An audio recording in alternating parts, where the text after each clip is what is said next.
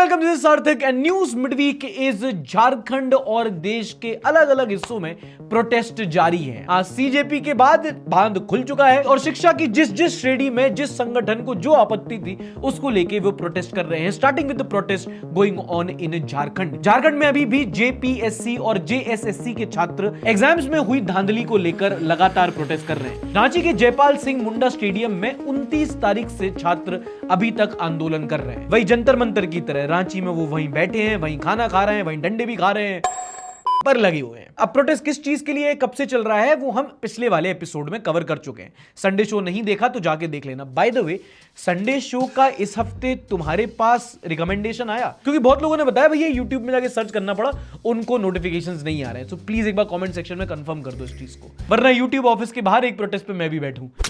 Anyway, क्यों कब से प्रोटेस्ट हो रहा है, यहां किन मांगों के लिए प्रोटेस्ट हो रहा है, वो अभी डिस्कस कर लेते हैं। And this time they are not asking for resignation of the education minister cum chief minister. उन्होंने कहा हमें रेजिग्नेशन नहीं चाहिए, हमें रिफॉर्म्स चाहिए। पहला तो यह है कि जेपीएससी का एग्जाम ही भंग किया जाए। इसमें बहुत इरेगुलरिटीज है, सिस्टमैटिक लूपहोल्स आ चुके हैं, तो आप इस एग्जाम को ही हटाओ।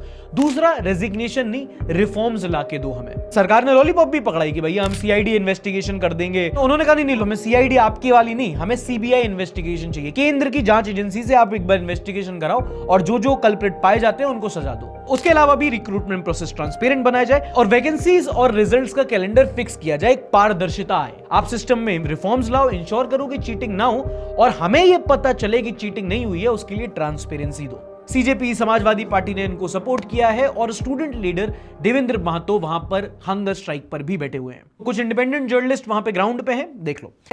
जयपाल सिंह मुंडा स्टेडियम, जहां पर लगातार छात्र जेपीएससी के विरुद्ध यहां पर सत्याग्रह कर रहे हैं। 25 साल में 14 बार पीटी जेपीएससी के एग्जामिनेशन की बात ये करते हैं, लेकिन वास्तविकता में 14 बार भी नहीं हुआ है। इतना सेटिंग अंदर से हो रहा है सर, सभी मंत्री, सभी जब सीएमओ यहाँ पे इन्वॉल्व है, कुछ नहीं हो सकता है। खंड में ये परंपरा बन गया है एग्जाम को लेकर के। पेपर लीक की झारखंड में परंपरा बन गई है। पेपर तो लीक हो ही रहा है, अंदर से कलर भी करवाया जा रहा है। क्योंकि मेन मांग है कि जेएसएससी और जेपीएससी के तहत जितने भी एग्जाम हुए हैं और टीडीएपीएल एजेंसी जितने भी एग्जाम कंडक्ट करवाई है, सारे एग्जाम को तत्काल रद्द किया जाए। ये जिस एजेंसी की आप बात कर रहे हैं, ये ब्लैक लिस्टेड भी थी पहले। ब्लैक लिस्टेड है। और भी कई जगह प्रोटेस्ट हो रहा है। उत्तराखंड आयुर्वेद यूनिवर्सिटी के स्टूडेंट्स प्रोटेस्ट कर रहे हैं। जयपुर में यूजीसी के खिलाफ करनी सेना प्रोटेस्ट कर रही है। यूजीसी, अगर आपको याद हो, कुछ महीने पहले सरकार एक नया यूजीसी बिल लाई थी जहां पे इक्विटी स्क्वाड्स बनने की बात हुई, जो obviously in its core general category के स्टूडेंट्स के खिलाफ डिस्क्रिमिनेशन था। फिर आपको याद हो तो बिहार फॉर बिगिनर्स में हमने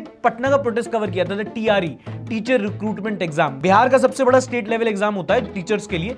वो प्रोटेस्ट अभी भी कंटिन्यू। वहां के कैंडिडेट्स का कहना है कि काउंसलिंग डिलेज हो रहे हैं, डॉक्यूमेंट वेरिफिकेशन और ज्वाइनिंग प्रोसेस को लेकर गवर्नमेंट टाइमलाइन क्लियर नहीं कर रही। क्योंकि एक हो गया एग्जाम कराना, फिर एक होता है कि रिजल्ट कब आएगा, रिजल्ट आएगा तो भैया ज्वाइनिंग लेटर कब आएगा। एग्जाम ढंग से हो जाए, सिर्फ इतना नहीं, एग्जाम के बाद की भी प्रक्रिया होती है। एंड दैट इज बिहार के स्टूडेंट्स की दिक्कत। ये वो स्टूडेंट प्रोटेस्ट हैं जो ग्राउंड पे उतर चुके हैं। एक ऑनलाइन डिबेट बहुत चल रही है अबाउट रिजर्वेशन। आपको याद होगा सीजेपी की देखा देखी किसी ने रिजर्वेशन हटाओ आंदोलन का एक पेज बना दिया था और उस पे भी लगभग 6 मिलियन इंस्टाग्राम फॉलोअर्स हो गए थे।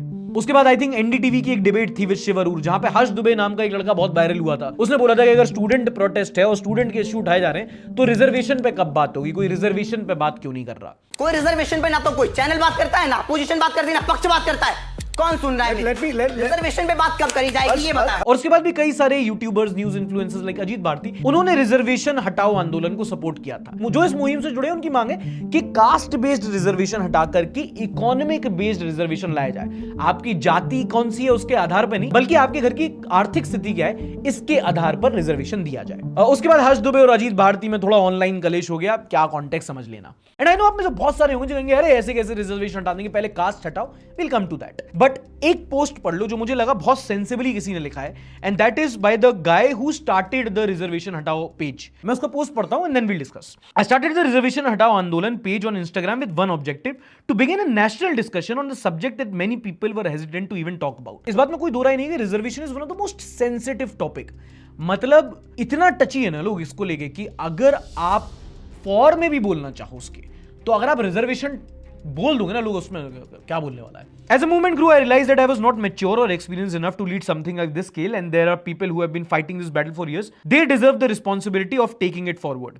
That is why I reached out to Ajit Bharti and requested him to lead this movement. This movement was never about an individual personal fame or becoming the face of the cause. It was always about the cause itself. If a better leader can take it further, stepping aside is not weakness, it is a responsibility. One thing I also learned that many people expect immediate agitation, while my first goal was to encourage discussion. Lasting change begins when people are willing to talk, debate, and question. Agitation without dialogue rarely produces durable solutions. And मुझे नहीं पता तुम इस side के हो या उस side के हो. एंड ना मैं विदांश नाम के इस लड़के को जानता हूं. प्रोटेस्ट छोड़ो, तुम बस इस पोस्ट से सीख सकते हो. पहला कि मैं इंपॉर्टेंट नहीं हूं, इश्यू इंपॉर्टेंट है. नार्सिसिज्म 404. दूसरा, वो समझता है कि रिजर्वेशन बहुत सेंसिटिव टॉपिक है, तो एजुटेशन से पहले एक बार डायलॉग शुरू किया जाए, लोगों के बारे में बात की जाए, और वो डिस्कशन के पीछे हो जा रहा है. और अगर तुम मुझसे पूछो ना, तो मैं उसी स्कूल ऑफ थॉट से आता हूं कि रिजर्वेशन एक अफर्मेटिव एक्शन है. पहले कास्ट बेस्ड डिस्क्रिमिनेशन हुआ, इसलिए कास्ट बेस्ड रिजर्वेशन दिया गया ताकि फाइनेंसेस बैलेंस कर रखें. और एक बार पैसा आ जाता है ना, तो आदमी जात की करे ना कर, पैसे की इज्जत उसे करनी पड़ती है. तो रिजर्वेशन हटाया नहीं जा सकता, हटाना नहीं चाहिए, बट रिजर्वेशन में रिफॉर्म्स की जरूरत है. एक डायलॉग उस पर होना चाहिए, क्योंकि रिजर्वेशन अगर बिल्कुल इतना स्ट्रिक्ट जाए, चलता रहा तो चलता है, तो कई सारे मेरिटोरियस कैंडिडेट्स के साथ घपला होगा. एंड नॉट जस्ट जातिगत. तुम कई बार देखो विकलांग कोटा का कितना बार मिसयूज होता है. कितने सारे आईएएस आईपीएस अधिकारी बिल्कुल फ्लॉन्ट में घूमते हैं, अपने आप को किसी तरीके से डिसेबल बता के डिसेबिलिटी कोटा का यूज किया. वो कौन थी? पुणे वाली पूजा खेड़कर. तो रिजर्वेशन होना चाहिए, पर जैसा है उसमें रिफॉर्म्स की जरूरत है, और रिफॉर्म्स के पहले डायलॉग की जरूरत है. और रिजर्वेशन पे डायलॉग की बात जब आएगी, तो उससे पहले कास्ट बेस्ड डिस्क्रिमिनेशन की बात करनी पड़ेगी. अभी एक हुआ था कि हम रिजर्वेशन हटाना चाहते हैं, पर हम कास्टिज्म पे बात नहीं करेंगे. वो जो उसके साथ सुपीरियोरिटी कॉम्प्लेक्स आता है, हम उस पर बात करेंगे. अबे सुपीरियर शब्द का मतलब ही यही होता है कि तुम किसी को इंफीरियर समझ रहे हो. किस आधार पे? जात के आधार पे. धर्म जात इतना गंदा कीड़ा है ना. हम इनके यहां का पानी नहीं पिएंगे, जिनके यहां का पानी नहीं पी रहे हैं वो खुद लगेंगे कि अच्छा ये हमारे यहां का नहीं पिएंगे, तो हम इनके यहां का नहीं पिएंगे. जो सो कॉल्ड लोअर कास्ट है, उनके अपने आप में डिस्क्रिमिनेशन चलता है. क्यों? किस आधार पर? ये डिबेट होना बहुत जरूरी है. For every student who is against the idea of reservation, आपको इस बारे में बात करना, पढ़ना शुरू करना पड़ेगा. एक प्रिविलेज है जिससे सो कॉल्ड अपर कास्ट उठी है. ये ऊंच हैं, ये नीच हैं, पानी नहीं पिएंगे, ऐसे हैं वैसे हैं, इनके यहाँ शादी नहीं होगी, हम ब्राह्मण हैं, हम ठाकुर हैं, ये बनिया हैं, ये सुनार, ये सब ये जो घटियापन चलता है ना, कुछ नहीं है. हम बस बने हुए ढंगोसले हैं हमारे, हमें वो भी रखने और फिर हमें विश्व गुरु भी बनना है. नहीं भाई, तो आपको इन सब चीजों को भी बात करनी पड़ेगी. रिजर्वेशन पर डायलॉग मांगो, पर सही इंटेंशन के साथ. वरना स्टूडेंट स्मार्ट होते हैं, जनरल एससी एसटी वो सूंघ लेते हैं कि कौन जेन्युइन है और कौन नेता बनना चाहता है. सच्ची बात तो प्रैक्टिकल बात यही है कि रिजर्वेशन पर बात खत्म नहीं होगी जब तक कास्टिज्म पर बात शुरू नहीं होगी. And that is my personal opinion. I might not be able to cover all the protests, but I'll still support the spirit of protesting. CJP से अगर कुछ सीखा है तो सपोर्टर्स को गैसलाइट मत करो. अभी वो झारखंड पे चल रहा है तो लोग कह रहे हैं बीजेपी ना उसको सपोर्ट कर रही है. हाँ, तो ऑपोजिशन है वो वहां की, उसका काम है करना.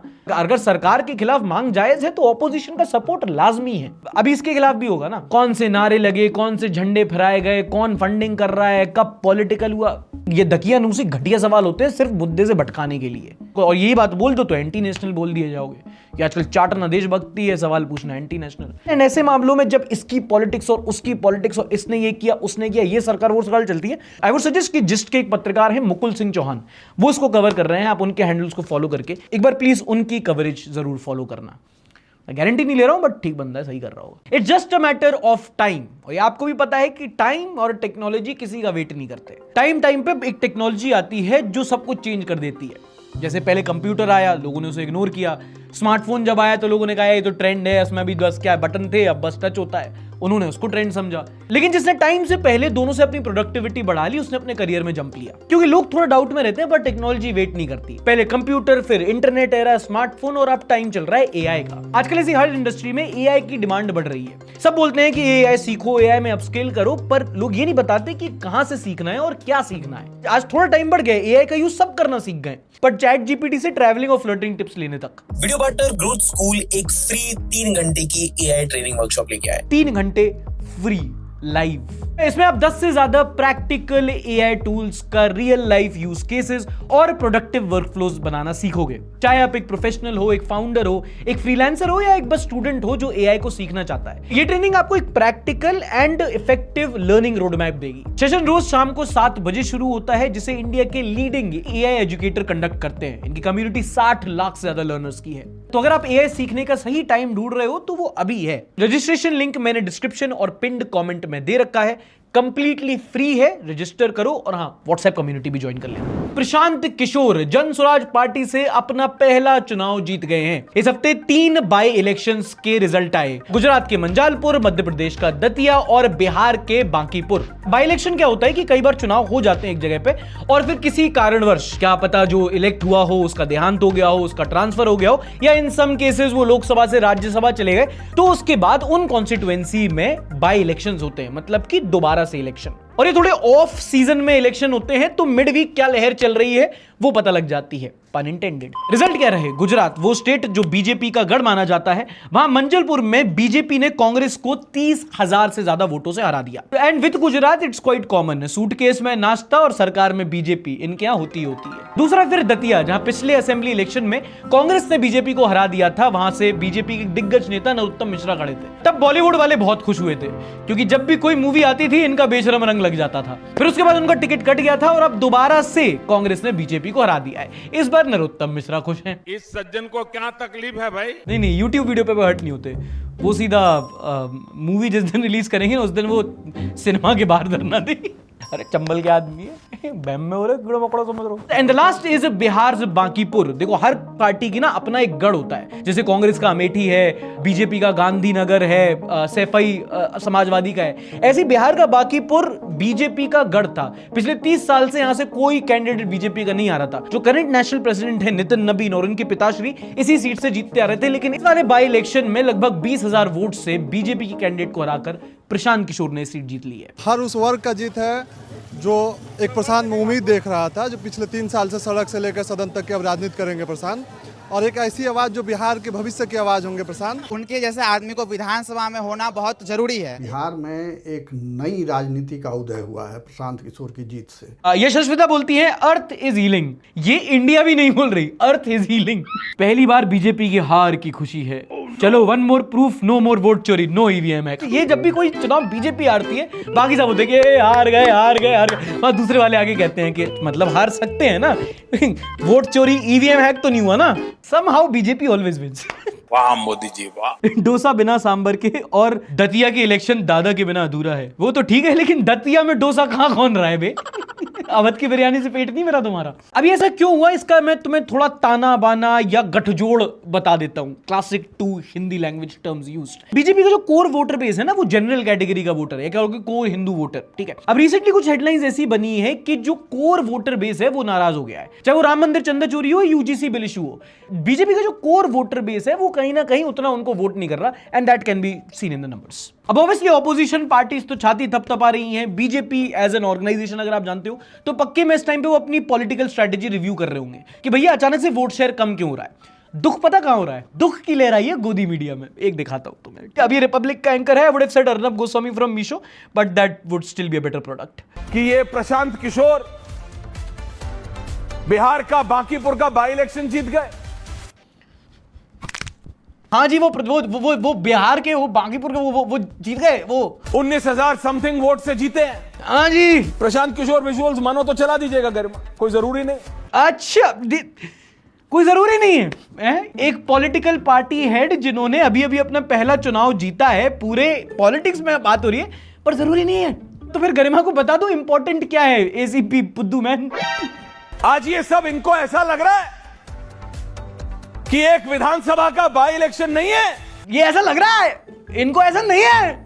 तुम मुझे बताओ, तुम ऐसे बोल क्यों रहे हो? क्या हो गया दोस्त? तुम्हारी कॉलर ऐसी चढ़ी हुई क्यों है? तुम एंकरिंग करने आए या बाहर ठेले पे केले बेचने आए हो? ये क्या हो रहा है? ये प्रधानमंत्री पद का चुनाव है, ऐसा समा बांध दिया है इन्होंने और इनकी फेवरेबल मीडिया ने। इनकी फेवरेबल मीडिया, देखो ये जो मैं समझ रहा हूं ना, थोड़ा तो इंपॉर्टेंट है उसका चेहरा दिखाना। इतना कार्टून कार्टून नेटवर्क से ज्यादा कार्टून। ये पहला नहीं है, एक्चुअली कभी नोटिस करना, this is Republic Arnab style of jingoism. ऐसे बात कर रहे हो तो उतना टीआरपी नहीं आएगा, लेकिन ऐसे बात करो। लड़की वो आशिक नहीं होता जो बाली उम्र में पीछे पड़ जाता है, वो घर के नीचे आ जाता है, कॉलर और वो भी ऐसी बात करता है कि बाहर निकालो, उसे क्या लगता है वही है क्या अकेली, मेरी टीम में बहुत पड़ी है। You remember that guy? Yeah he is a news anchor now. मुझे ड्रग दो, ड्रग दो, ड्रग दो। सावन का महीना चल रहा है और कावड़ यात्रा शुरू हो चुकी है। Now for people from north India बता दूं कावड़ यात्रा क्या होती है। सावन के महीने में शिव भक्त जो होते हैं वो गंगा नदी किनारे जाते हैं, हरिद्वार जाते हैं, रुद्रप्रयाग जाते हैं और वहां से कावड़ भर के लाते हैं, मतलब पानी भरते हैं, गंगा जल, उसको कावड़ कहते हैं। और मान्यता ये है कि आप आके अपने जो जगह पे शिव मंदिर है, अगर उसमें शिवलिंग से गंगा जल का अभिषेक करोगे तो पुण्य मिलेगा। That's the entire story। अभी बहुत खूबसूरत त्योहार होता है, बहुत सारे शिव भक्त जो होते हैं वो पद यात्रा करते हैं, श्रद्धा भाव से जाते हैं, भंडारा लगा होता है, खा के जाते हैं, झूम के जाते हैं, जाके अपना कावड़ भरते हैं और आके अपने यहाँ पे जल अभिषेक करते हैं। और सरकार भी अपनी तरफ से अरेंजमेंट करती है, ट्रैफिक डाइवर्ट किया जाता है, कावड़ियों के लिए अपना रूट बनाया जाता है, जगह जगह भंडारे, मेडिकल रिलीफ कैंप्स लगते हैं। But in the recent years कावड़ Yatra has been in news for the wrong reasons. जैसे इस बार कावड़ यात्रा के टाइम पे मेरठ, गाजियाबाद, बागपत, मुजफ्फरनगर, यहां पर 3 से लेकर 12 अगस्त तक स्कूल ही बंद कर दिए। क्यों? भोले बाबा के पास जाना है तो सरस्वती देवी से क्यों दूर करना है हमें। फिर कई बार देखा गया है कि पीसफुल कावड़ यात्रा के बीच में कुछ अनसोशल एलिमेंट्स आ जाते हैं। जैसे अगर आप दिल्ली एनसीआर में हो तो एक्सप्रेसवे पे वो बाइक चला देंगे, 11 बजे के बाद भी बहुत तेज अपना डीजे बजाते हैं और ये सारे नॉर्म्स फ्लाउट होते हैं और लोकल जो लोग होते हैं वो परेशान हो जाते हैं। वीडियोस बाहर आ रही हैं, सड़क पे हुड़दंग मचा रहे हैं, हाईवे पे लोगों के साथ मारपीट कर दे रहे हैं, कोई एक ने तो पुलिस के साथ मारपीट कर दी। एंड वन वर्स, बाइक पे बैठे कुछ लोगों ने एक स्कूल वैन पे पत्थर फेंक दिए, अंदर बच्चे थे। थैंकफुली किसी बच्चे को चोट नहीं आई, पुलिस अभी इन्वेस्टिगेशन कर रही है। तो क्या हिंदू को हिंदू मार भी नहीं सकता? Scary that people are doing all this in the name of religion. The keyword here is some people, क्योंकि कुछ लोग बिना सोचे समझे इसको बोलने के अरे हिंदू हैं तो उनके खिलाफ बोला, मुसलमान होते तो कुछ नहीं बोलता। भैया नहीं, वो सड़क पे नमाज भी नहीं पढ़ने देते उनको। कभी तुमने खुद कावड़ यात्रा की हो तो कितने श्रद्धा भाव से लोग जाते थे, पैदल चल के जाते थे। एंड मानो उनसे इंस्पिरेशन लेके साउथ से लोग आते थे कि हम भी कावड़ यात्रा में जाएंगे। उड़ीसा की रथ यात्रा की तरह यूपी का एक बड़ा रिलीजियस इवेंट बन रहा था। बट इन रिसेंट ईयर्स तुम देखो कैसे कैसे हेडलाइन आते हैं, कोई भी कावड़ यात्री बन जा रहा है, डीजे लेके जा रहा है, लड़का नाच हो रहा है, कम्यूटर्स को मार रहे हैं, पुलिस वालों से हाथापाई कर रहे हैं, बच्चों की स्कूल वैन पे हाथापाई कर रहे हैं। एंड पूरा मसला इन लोगों के खिलाफ का है कि प्रशासन इनके खिलाफ एक्शन क्यों नहीं ले रहा। मतलब ये सड़क पे हुड़दंगाई मचाएं और बाकी बच्चे स्कूल भी ना जाएं। Don't you think that's a problem? DJ बजा के जाओ लेकिन नॉइज लिमिट के अंदर और 10-11 बजे के बाद बंद करो, ट्रैफिक रूल्स फॉलो हो और ये हाथापाई, मारपीट, तोड़फोड़ इन लोगों के खिलाफ कार्रवाई हो, जैसे सीजेपी वालों पे हो रही है। बाकी दोस्तों कुछ बोल नहीं सकते, आजकल लोग सुनते कम है, एंटी हिंदू पहले बोल देते हैं। मेरे को लोग पता क्या, सॉफ्ट मैनिपुलेटर बोलते हैं। इट्स ऑलमोस्ट सेंसुअल की सॉफ्ट एजेंडा, हाँ प्यार से की बहुत सॉफ्ट एजेंडा चलाता है। टच मी भाई। एक और चर्चा का विषय रहे Pappu Yadav, this time not in Bihar but in parliament के बाहर राम मंदिर चंदा चोरी का विरोध करते हुए इन्होंने एक स्किट की जिसमें इन्होंने भगवा धारण किया, एक पंडित बन के डोनेशन बॉक्स लेके बैठ गए और जब भी कोई डोनेशन लेता था लेके अपने पास रख लेते थे। बीजेपी एंड कंपनी ने आरोप लगाया कि इसमें भगवा वस्त्र, साधु और रामलला का अपमान हुआ। दिल्ली में पुलिस कंप्लेंट की गई, बनारस में भी राहुल गांधी, पप्पू यादव और अवधेश प्रसाद के खिलाफ एफआईआर हुई। बाद में जब ये प्रेस कॉन्फ्रेंस कर रहे थे तो हैप्पी शर्मा नामक व्यक्ति ने इन पर चप्पल अटैक भी किया। आपने कहां का सम्मान कराए? आपने कहां का सम्मान करा? हैप्पी ने बोला कि इन्होंने साधुओं का अपमान किया इसलिए हमने चप्पल। अनपढ़, he didn't even get hurt when money, gold, silver and other articles। हाँ मतलब जो हुआ है उससे अपमान नहीं हुआ, लेकिन उस पर अगर स्किट कर दी, उस पर आवाज उठा दी तो उससे तो बहुत देश के, जैसे वही बात है कि सीजेपी में भी एजुकेशन पेपर लीक हुए, उससे वो देश के लिए नुकसान नहीं है, लेकिन अपने भविष्य के साथ खिलवाड़ होके उन्होंने गाली देके अपनी आवाज कैसे उठा दी, हमारी संस्कृति हट हो गई। चोरी करने वाले पे भी एक फेंक देता, वो तो नाटक ही कर रहा था। एक सेकंड, चोरी कहां हुई? हिंदू का पैसा हिंदू ने लिया, तुम्हें क्यों दिक्कत हो रही है विवेक मालवीय? बीजेपी के एक और नेता जो बहुत ही ज्यादा चर्चाओं का विषय रहे वो है हमारे मौन व्रतधारी Shri 1009 Ravi Kishan ji. For some reason, PR or not, Ravi Kishan is on everyone's feed and people are loving him. और अगर तुम्हारी फीड पे अभी तक रवि किशन मीम्स नहीं आया, बिग लॉस। क्रिस्टोफर नोलान को नेवर। खाली एक इधर आ जाइए और खाली शेर का फेस और लो एंगल। मैंने आज तक किसी को योगी जी को ऐसे ब्लश करवाते नहीं देखा, बट लॉर्ड रवि किशन। मौन व्रत, आज हमारे को पंडित जी बोले हैं मौन रहिएगा, क्या करें? ये बात बता के बोलनी होती है। जी मुझे भी कैमरा से बिल्कुल नफरत है, मैं वीडियो बनाना पसंद ही नहीं करता। ईमानदारी चलता बाबू। तो लहंगा उठा दे रिमोट से, शिव कोटेश्वरा, हर हर बोले नमः शिवाय। इसको सुनने के बाद शिव जी ने भी भांग पी। Brad Pitt and Tom Cruise in one frame. He is just every awkward guy in a selfie, क्योंकि समझ में नहीं आता ना कि एक्सप्रेशन क्या बनाए। Wake up before sunrise. Work out. Work out, run. Wear your shoes. You don't have shoes? Bare feet दौड़ो, भागो सड़क पे, खेत में भागो, जंगल में भागो। ट्रेडमिल में क्या दिक्कत है? दोस्त ने लड़की की बायो में महादेव की दीवानी लिखा देख लिया। श्री श्री 1009 गोटेश्वर। इंटरनल के 20 मार्क्स लेने आया हूँ।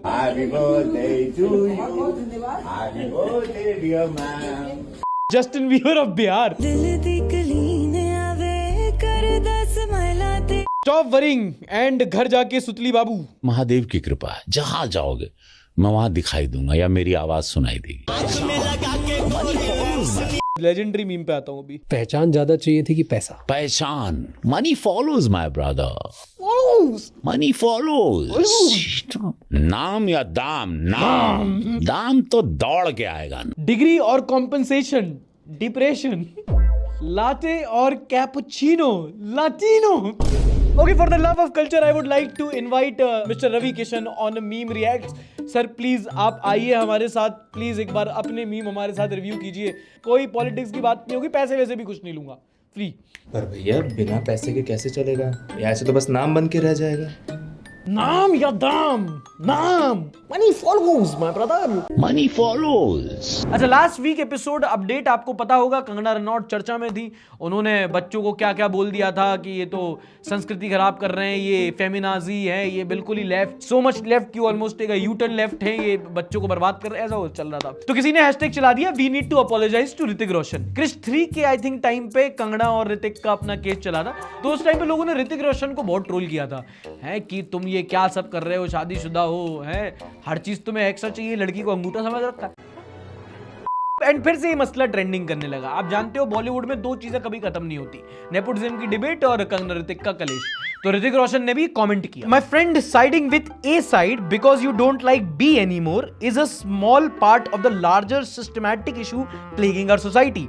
आई will wait for when the context to it is the right one and motivated by facts, that would be fair, but then again who cares anymore, right? Hrithik भाई कितने पैक के बाद आपने लिखा ये? हम लोग सलमान खान ट्वीट्स का मजाक बना रहे थे, but Hrithik it's done bro. वो बोलती है, dear Hrithik, I am happy that you have found your perfect match, Saba Azad and you both look good, you are in committed relationship and it doesn't suit you to tease a woman like this. There could be a better word than tease. Instead you should condemn all those who are harassing and bullying me using your name. Stop adding fuel to fire and embarrassing your partner. Hope better sense prevail and you stop making unreasonable comments. देखो दोस्तों, जो उन्होंने लिखा वो इन्हें समझ में नहीं आया और जो इन्होंने लिखा वो हमें समझ नहीं आया। That's it. बट कंगना तो देखो भाई वैसी बहुत लेजेंड है वो तो। You guys know how much I respect her and love her and she is very logical. और जो आज़ादी मिली है वो 2014 में मिली है। But I like how आप लोगों ने एक दूसरे के लिए म्यूचुअल रिस्पेक्ट दिखाई। बट ऋतिक भाई आई रिस्पेक्ट, कंगना जैसी एक्स के बाद भी खुश हो तो जिंदा हो तो।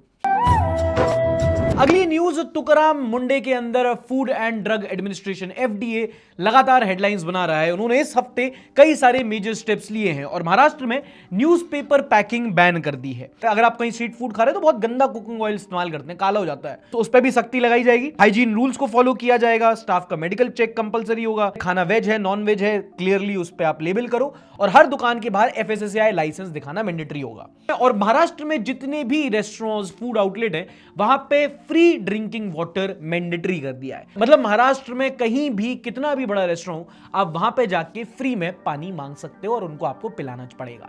सबने सुना था Michelin guide, this is the Munde guide. एक तो तुकाराम मुंडे आजकल बड़े पब्लिक में फेवरेट है, लोग कह रहे हैं वाह वाह वाह अधिकारी काम कर रहा है and which is again surprising, अधिकारी काम कर रहा है तो लोग खुश हो जाते हैं कि क्या बात कर रहे हैं, काम करते हैं अधिकारी।